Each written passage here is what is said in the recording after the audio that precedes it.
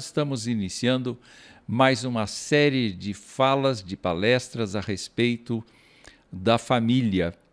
E estamos, naturalmente, buscando nas Escrituras uma referência a respeito do tema. E nós esperamos que você curta esta palestra que nós estamos iniciando agora e que você se inscreva no nosso canal Laboratório Teológico e curta, afinal de contas, será muito bom que você e seus amigos, suas amigas, tenham a oportunidade de refletir sobre este assunto tão importante que é a família. E nós não nos referimos apenas à família cristã, nós nos referimos à família em geral, à estrutura da família. Como consideramos que Deus existe e como consideramos que Deus criou o homem e a mulher para comporem uma família, uma sociedade, para dentro dela colocarem os seus filhos e dentro dela propagarem as suas ideias, nós entendemos que é muito importante para todos rever estes conceitos e aproximar um pouco mais o olhar da questão de como é que a família contemporânea deve ser, deve viver, especialmente na situação em que nós estamos agora de pandemia ou na situação de conflito familiar. É muito importante que a gente tenha, então, esta nova visão e nós queremos apresentar uma série de 4 visões importantes para a família contemporânea. Nós vamos dialogar naturalmente com os ensinos, com os escritos bíblicos, notadamente do Novo Testamento. Então nós esperamos que você aproveite bastante esta reflexão. O texto que nós vamos utilizar é um texto da carta do apóstolo Paulo aos Colossenses, uma igreja que ele fundou e uma igreja que estava vivendo naqueles dias do apóstolo Paulo uma descoberta e cada vez mais uma pressão contra a fé que Paulo tinha pregado.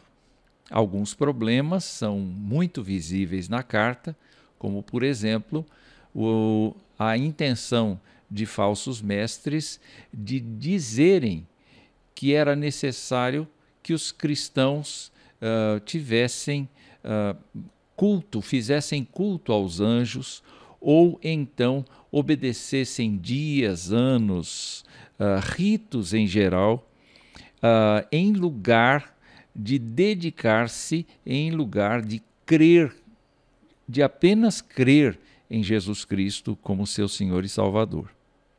Então, o apóstolo Paulo teve o cuidado de escrever sobre esses problemas, mas, ao mesmo tempo, ele teve um espaço dentro da sua carta para se dedicar à comunhão das pessoas na igreja e também à comunhão das pessoas dentro de casa, com os seus ofícios, com os seus deveres, com os seus privilégios.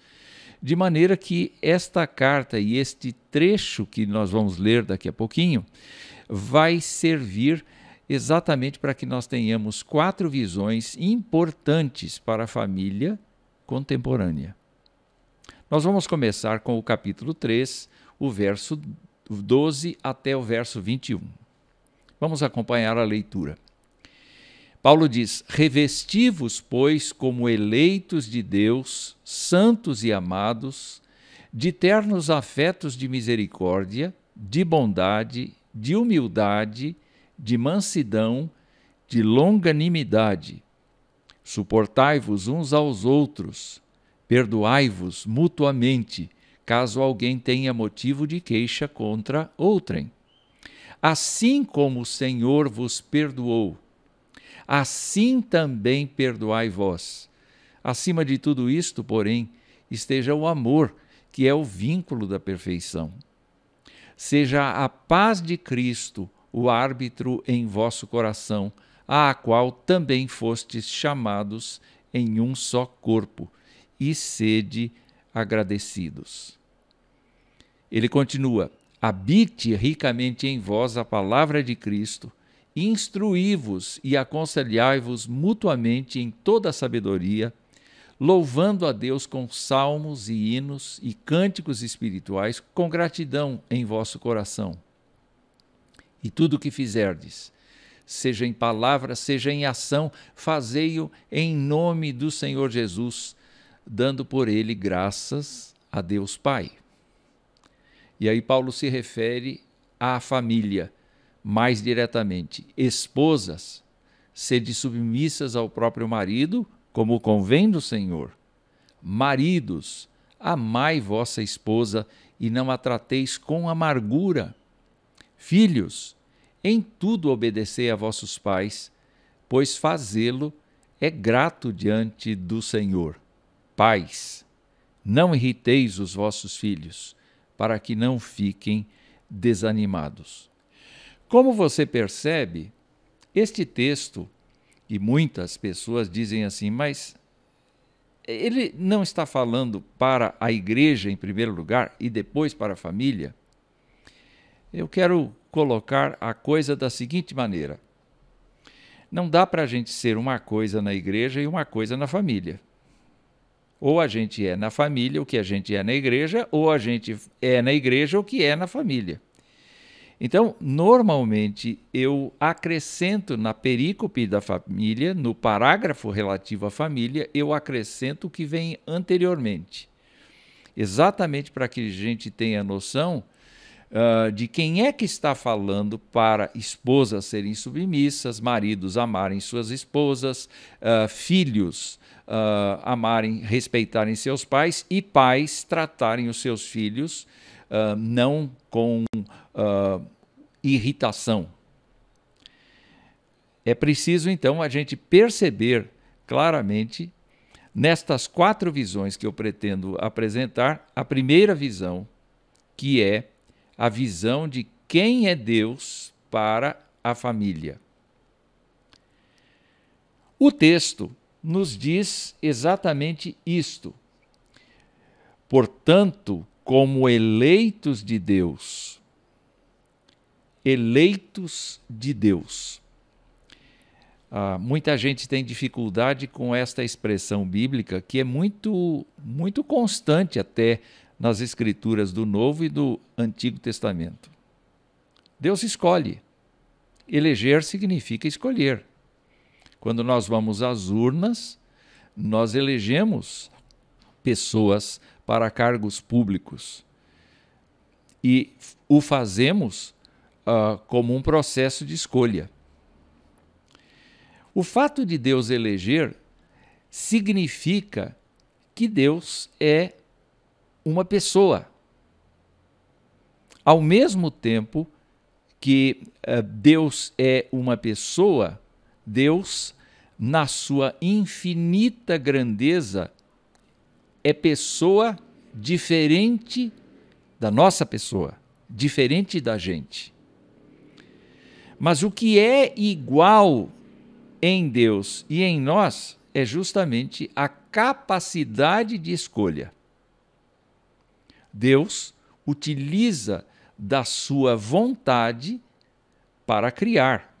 Eu fico imaginando, por exemplo, se Deus quisesse que toda a vegetação do planeta Terra fosse azul e não verde. Ele poderia fazer isto? Poderia.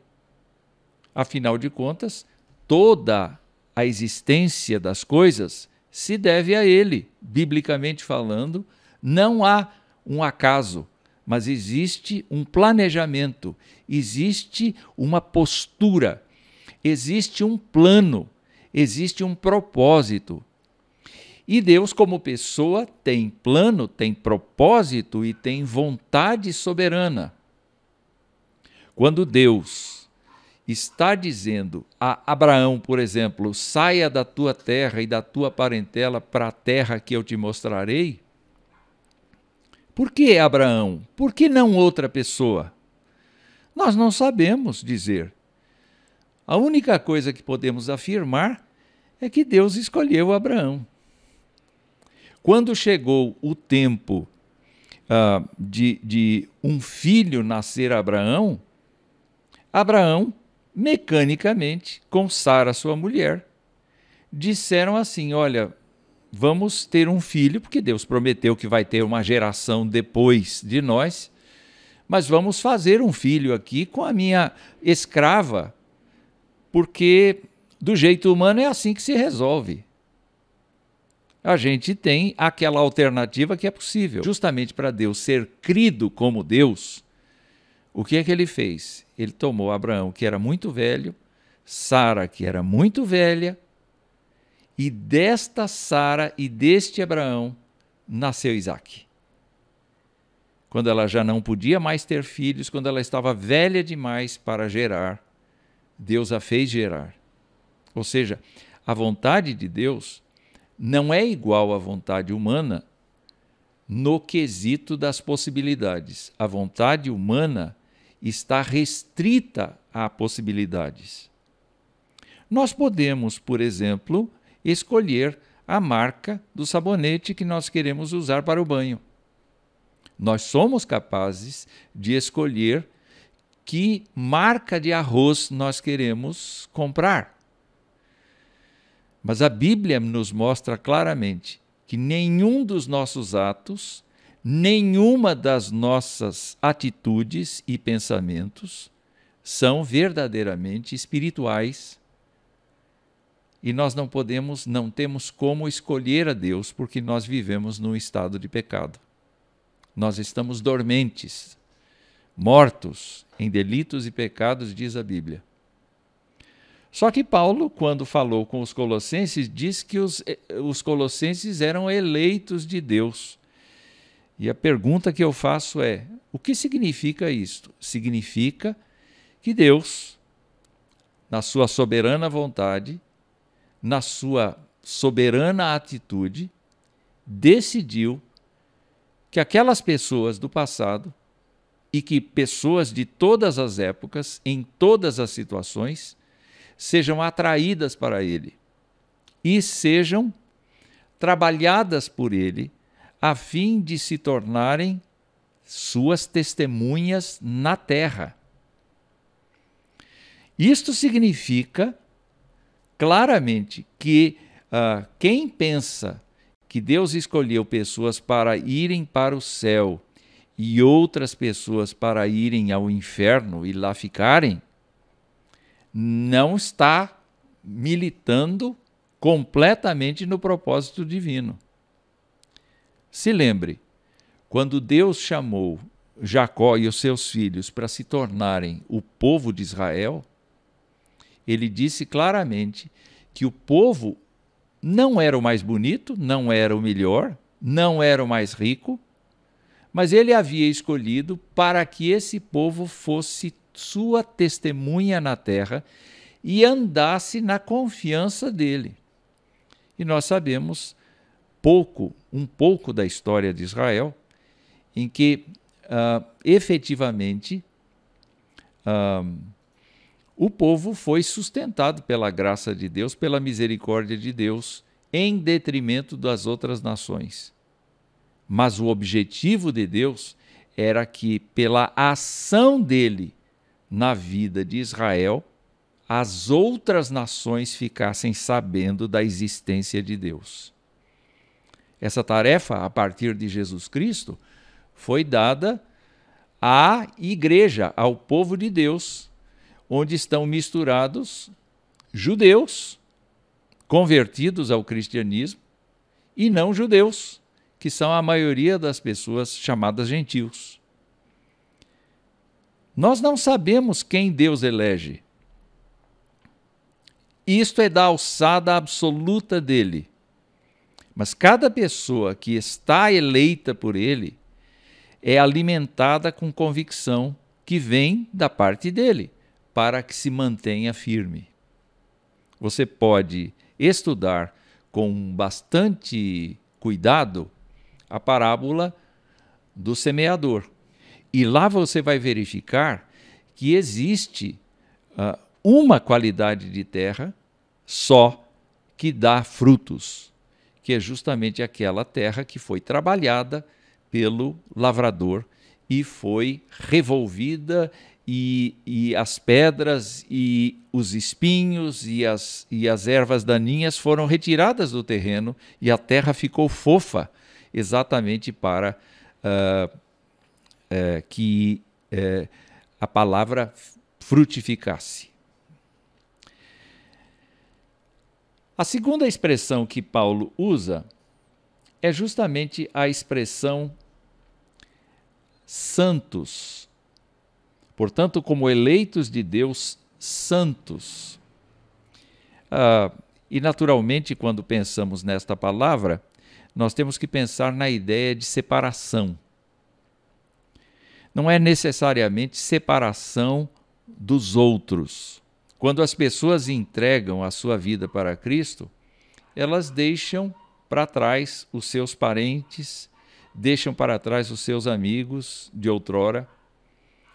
E há uma convicção em meu coração que está mais ou menos embasada na oração que Jesus Cristo fez, que é a seguinte: Jesus Cristo disse que os discípulos dele estavam no mundo, mas não eram do mundo. E Jesus pedia que Deus não os tirasse do mundo, ele pedia que eles continuassem no mundo, mas que eles fossem libertos do mal, da maldade. O que é a libertação da maldade? Não é apenas proteção contra a ação diabólica. Não é apenas a ação do pecado sendo cerceada. Não. É mais do que isto. É um povo consagrado. Os discípulos de Jesus Cristo são um povo consagrado para Deus. Devem comer, beber, trabalhar, estudar, devem viver em família, devem ter o seu carro, devem ter a sua casa, as condições normais da sociedade. Mas são pessoas que devem ter a convicção de que são testemunhas e que precisam andar de acordo com a santidade de Deus. O apóstolo Pedro, citando o Antigo Testamento, ele diz: sede santos, porque eu sou santo, diz o Senhor. A ideia de separação não é a vida num monastério, não é a vida num convento, não é uma vida em solidão, não é uma vida descartada da sociedade, mas é uma vida pautada pelos valores da palavra de Deus. Para Deus, cada pessoa que aceitou a Jesus Cristo como seu Senhor e Salvador foi tornada por Ele santa, foi justificada dos seus pecados pelo sacrifício vicário de Jesus Cristo. E a pessoa deve ter noção clara de que agora foi comprada, não pertence a si mesmo. Paulo tinha essa visão de que ele estava comprado. Ele não se pertencia mais. Então, ele não estava na terra para fazer a sua vontade. Ele não estava na terra para tirar férias de Deus. Ele estava na terra para servir a Deus em todo o tempo, em todos os momentos da sua vida. E isso o tornava uma pessoa separada do seu antigo estilo de vida, do estilo em que ele efetivamente estava dependendo de si mesmo para ganhar a graça de Deus. Ele percebeu que Deus fazia isso por ele. Então, quando ele aceitou a Jesus Cristo como seu Senhor e Salvador, ele passou a ser uma pessoa justificada e partiu para um processo de separação daquilo que antes era importante para ele. Jesus Cristo, quando falou desta ideia de separação, ele deu para todos o ensino do Antigo Testamento. Deus está em primeiro lugar na vida de uma pessoa que crê em Jesus. Nada mais. Esta é a ideia que eu quero lhe passar de pessoa santificada. Mas também o texto diz que os cristãos colossenses eram eleitos de Deus, santos e amados. Deus ama. Deus ama muito.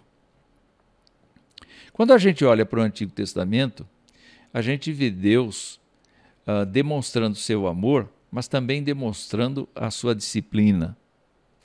E quando a gente chega no Novo Testamento, nós encontramos a pessoa de Jesus falando do seu amor incondicional pelos pecadores e se dispondo a perdoar os pecadores, inclusive o ladrão que estava na cruz ao lado dele.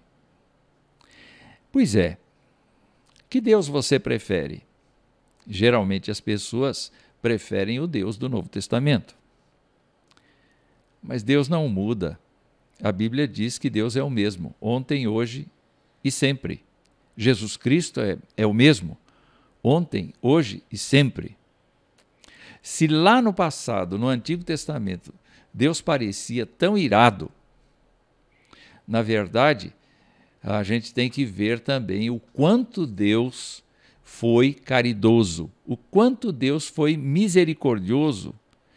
Os salmos falam de que toda vez que o povo se quebrava diante de Deus, o coração de Deus era um coração amoroso, perdoador, sustentador da vida, fortalecedor dos corações. E quando nós olhamos então para Deus dessa forma, nós temos que nos lembrar que Jesus Cristo censurou os fariseus, censurou aqueles que julgavam que algum mérito seu era suficiente para agradar a Deus. Mérito humano não é suficiente para agradar a Deus. Mas o fato é que nós podemos perceber que Deus foi, na história de Israel, apesar da disciplina utilizada, muitas vezes violenta, Deus foi anunciando a vinda do seu filho. Deus foi dizendo a respeito da vida do seu filho, da vinda do seu filho à terra, com o propósito de redimir as pessoas. Ora, por que Deus faria isto se não amasse? Na verdade, Deus foi duro com Israel para mostrar que todas as coisas que Israel vivia não eram suficientes para a justiça de Deus, para a santidade de Deus. A despeito disto, a despeito da dureza do coração dos israelitas no Antigo Testamento, Deus nunca desistiu do seu plano, e isto por causa do amor que ele tem pelo ser humano. E quando Deus ama, Deus é sacrificial, o amor de Deus é sacrificial. Não é um amor de possessão, não é um amor ciumento, mas é um amor deliberadamente sacrificial, a fim de que a pessoa que crê em Jesus Cristo seja trabalhada no seu coração e receba também o amor de Deus para viver. Olhe, se nós estamos falando de família e tocando especialmente na pessoa de Deus, nós temos que nos lembrar que Deus derrama o seu amor no seio de uma família. Basta esta família pedir. Basta esta família buscar. Nós vamos caminhando. E quando nós falamos, então, do amor, nós também falamos de perdão. Um pouco mais adiante do texto do apóstolo Paulo, ele diz assim: se alguém tem motivo de queixa contra outro, perdoe. Perdoe. Assim como o Senhor perdoou vocês. Então, este Deus que tem uma vontade soberana, que chama pessoas exatamente para andarem com Ele, portanto, separadas da sua vida pecaminosa anterior. Esse Deus que ama sacrificialmente as pessoas é um Deus que usa de bondade, usa de misericórdia. O salmista lá atrás, muito tempo antes de Cristo, disse exatamente isto. Ele conhece a nossa estrutura, ele sabe que nós somos pó, e ele afasta de nós as nossas transgressões. Ele perdoa os nossos pecados.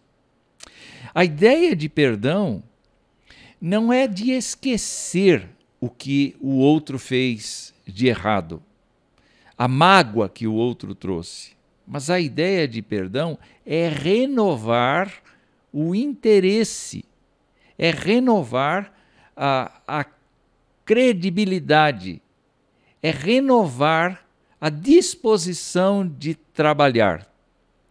Há uma frase de Jeremias nas Lamentações dele, que diz assim: eu quero trazer à minha memória aquilo que pode me dar esperança. Sabe o que ele lembrou? As misericórdias do Senhor são a causa de não sermos consumidos. Elas se renovam a cada manhã. Pense bem, amanhã quando você acordar, diga: olha, o Senhor renovou a sua confiança em mim, a sua bênção sobre mim, o seu cuidado sobre mim, o seu perdão sobre mim.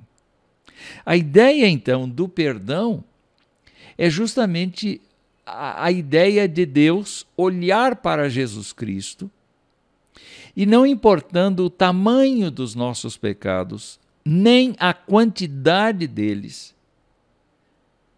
Deus aplicar o sacrifício de Jesus Cristo sobre nós e Deus, então, realizar por meio de Jesus Cristo este processo que eu já mencionei, que é o processo da justificação.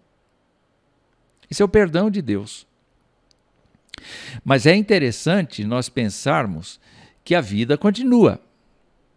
E nesse sentido, desde o dia em que houve conversão genuína do nosso coração, existe a necessidade de nós apelarmos para Deus, abrindo nosso coração e dizendo para Deus dos nossos erros depois que fomos salvos. Quando João escreve a sua primeira carta, ele diz que Deus é luz e não há treva nenhuma nele.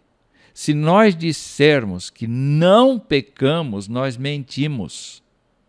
A verdade não está em nós. Se dissermos que não temos cometido pecado, nós fazemos Deus de mentiroso. Então, Deus admite claramente a ideia de que nós caímos, a despeito de sermos salvos, nós podemos cair em tentação e pecar contra Ele. Nós não estamos livres disso até o fim de nossa vida terrena. Mas João continua dizendo: se confessarmos os nossos pecados, Ele é fiel e justo para perdoar os pecados e nos purificar de toda injustiça. E João mais adiante diz assim: estas coisas eu escrevo a vocês para que não pequem. Todavia, se alguém pecar, temos um advogado, Jesus Cristo, o justo, o qual é a propiciação não só pelos nossos pecados, mas pelos do mundo inteiro. Eu fico pensando, então, que o perdão de Deus é o exercício da renovação do seu carinho por nós. Mais uma coisa que o texto nos diz, e nós estamos chegando quase no final, é que ele diz assim: que a paz de Cristo seja o árbitro no coração de vocês, pois foi para essa paz que vocês foram chamados em um só corpo. Paz quer dizer ausência de guerra? Talvez. Mas isto não quer dizer que o fato de nós não estarmos em guerra significa que nós estamos em paz. A paz está ligada à reconciliação. A paz está ligada à amizade. Quando nós estamos envolvidos na amizade, nós estamos em paz. E olha que coisa interessante. Deus é considerado na Bíblia como o Deus da paz, o Deus que busca a reconciliação com as suas criaturas.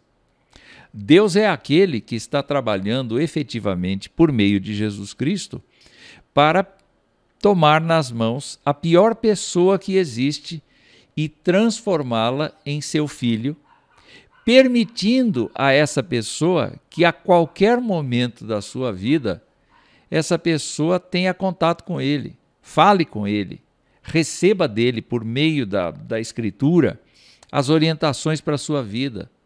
Ande com ele, lado a lado. Se tem um exemplo interessante, é do passado remoto, em que houve um homem que a Bíblia diz andou com Deus.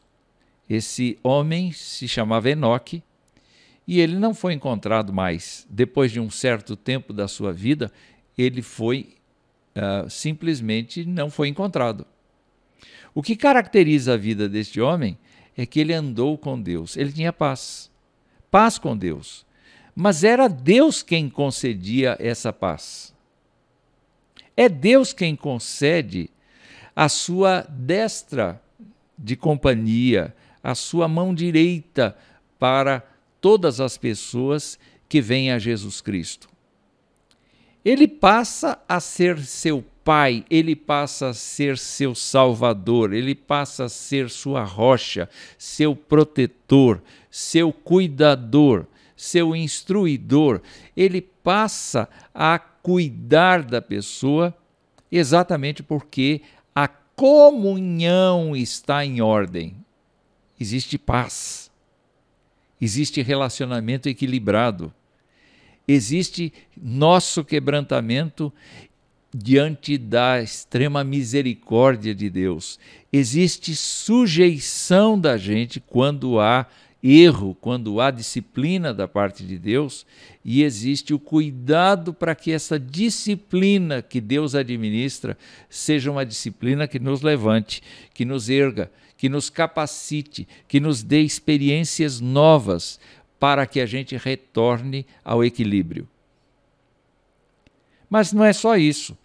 O trecho diz que nós fomos chamados à paz.